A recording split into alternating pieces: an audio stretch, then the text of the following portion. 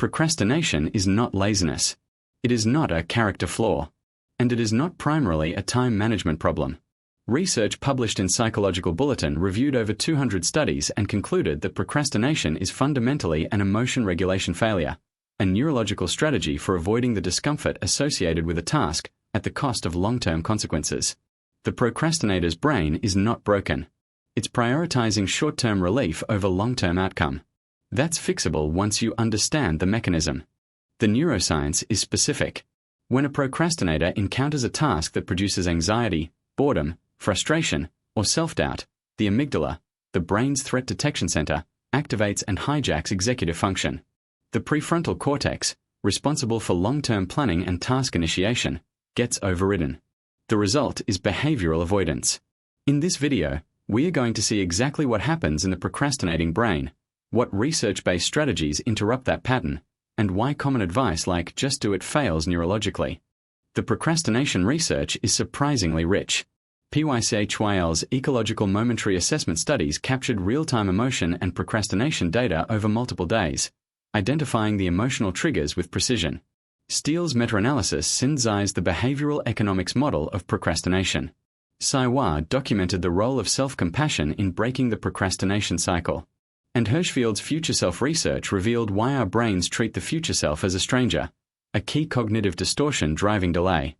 The most damaging myth about procrastination is that it reflects poor work ethic or low intelligence. Research shows the opposite pattern.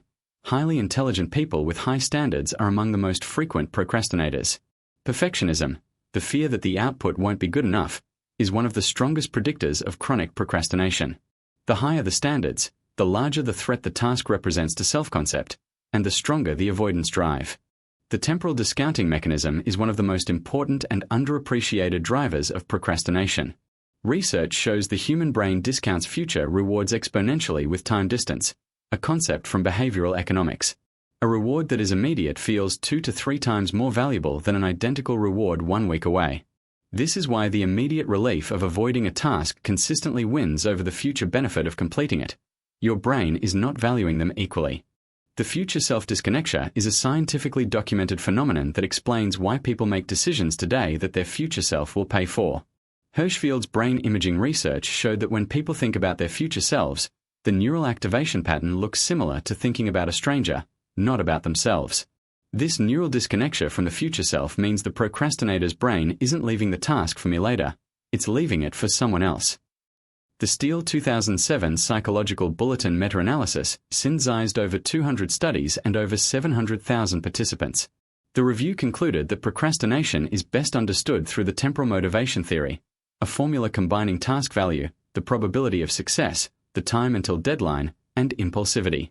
Critically, the research showed that environmental and behavioral interventions that address these variables are far more effective than motivational interventions like pep talks or willpower exercises. Implementation intentions, the specific when, where, how plan for starting a task, have been consistently shown to dramatically increase task initiation rates. A meta-analysis on implementation intentions found they increased follow-through by an average of 42% compared to motivation-only conditions. The mechanism involves preloading the decision in a specific situation, so when that cue occurs, the behavior is automatic rather than requiring a fresh decision under emotional pressure. Self-compassion is one of the most counterintuitive and research-supported interventions for chronic procrastination. Saiwa and colleagues found that self-criticism after a procrastination episode amplifies the next episode by increasing shame and task aversion. Self-compassion, acknowledging the difficulty without self-judgment, breaks the shame-avoidance spiral. Studies show self-compassion after procrastination predicts faster return to the task and lower procrastination frequency in subsequent weeks. The neuroscience has identified 4 specific categories of effective anti-procrastination interventions. Each targets a different part of the neurological mechanism.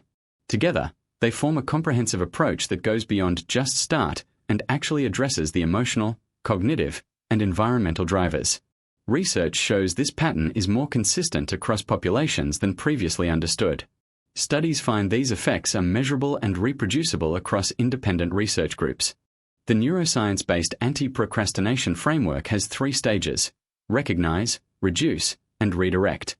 Recognize means identifying the specific emotion driving avoidance, not I should work, but I'm anxious about this task because I'm afraid it won't be good enough.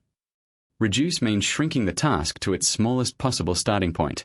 And redirect means using environmental design, removing escape routes and creating situation behavior links to make starting the default, not the effortful choice.